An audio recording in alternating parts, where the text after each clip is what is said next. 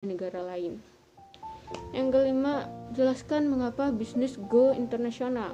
Itu karena disebabkan oleh beberapa hal, diantaranya yang pertama itu mengharap keuntungan di pasar internasional. Adapun keuntungan yang diharapkan adalah profit potensi, profit margin, stabilisasi demand, dan raw material. Yang kedua, jaringan akan semakin luas sehingga bermanfaat untuk potensi pasar di luar negeri. Yang ketiga, mendorong perusahaan nasional meningkatkan efisiensi dan daya saing. Dan keempat, ekspansi dibutuhkan karena sistem kapitalisasi menuntut perusahaan terus mengakumulasi modal agar mampu bertahan di pasar. Yang keenam, jelaskan hambatan perdagangan internasional. Yang pertama itu bahasa, yaitu hambatan yang bersifat klasik serta digunakan sebagai alat komunikasi, tidak hanya bahasa yang verbal namun termasuk bahasa non-verbal atau bahasa tubuh. Dan tidak semua manajer internasional mengerti bahasa dari berbagai bangsa. Yang kedua, adat atau budaya. Budaya dan adat yang berbeda antar negara akan menyebabkan masalah dalam berhubungan bisnis. Yang ketiga, goals.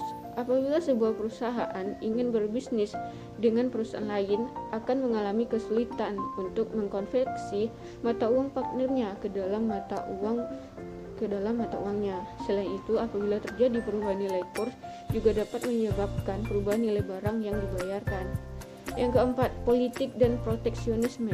Proteksionisme adalah suatu falsafah perdagangan internasional yang menghendaki terciptanya hambatan impor untuk melindungi industri dalam negeri dari persaingan dengan negara lain. Pertanyaan ketujuh yang terakhir, jelaskan beberapa lembaga internasional dan beberapa aliansi ekonomi. Ada 4 lembaga internasional, yaitu yang pertama The World Bank atau Bank Dunia, adalah lembaga yang didirikan pada tahun 1946 untuk meminjamkan uang pada negara yang sedang berkembang dengan bunga yang rendah. Yang kedua, IMF atau International Monetary Fund, didirikan di Bretton Woods, Amerika Serikat tahun 1946. Tujuannya itu untuk memberikan bantuan bagi negara-negara yang neraca pembayarannya tidak seimbang agar perdagangan internasional lancar. Yang ketiga, GATT atau General Agreement on Tariff and Trade, yaitu perjanjian perdagangan internasional yang bersifat multilateral yang berbentuk lembaga dengan tujuan yang pertama memperjuangkan terciptanya perdagangan bebas dan menstabilkan sistem perdagangan internasional. Yang kedua, tujuannya itu memperjuangkan penurunan dan penghapusan tarif biaya masuk serta hambatan-hambatan perdagangan lainnya. Yang keempat, WTO atau World Trade Organization, yaitu organisasi perdagangan dunia yang menggantikan kedudukan GATT. Organisasi ini mendorong perdagangan bebas dengan berusaha menurunkan biaya masuk.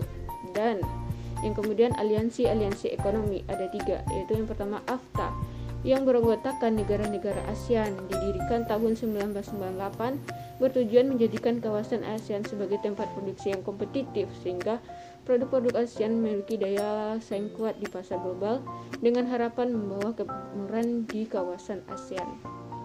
Yang kedua, NAFTA, yaitu perjanjian perdagangan untuk menggabungkan secara permanen pasar Amerika Serikat, Kanada, dan Meksiko.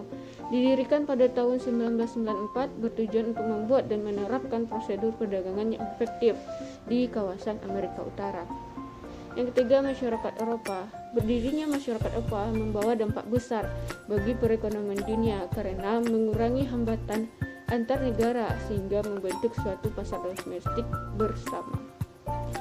Hanya itu yang dapat saya sampaikan pembahasan. Jika ada kesalahan saya mohon maaf. Saya akhiri dengan wabillahi taufiq wal hidayah. Wassalamualaikum warahmatullahi wabarakatuh.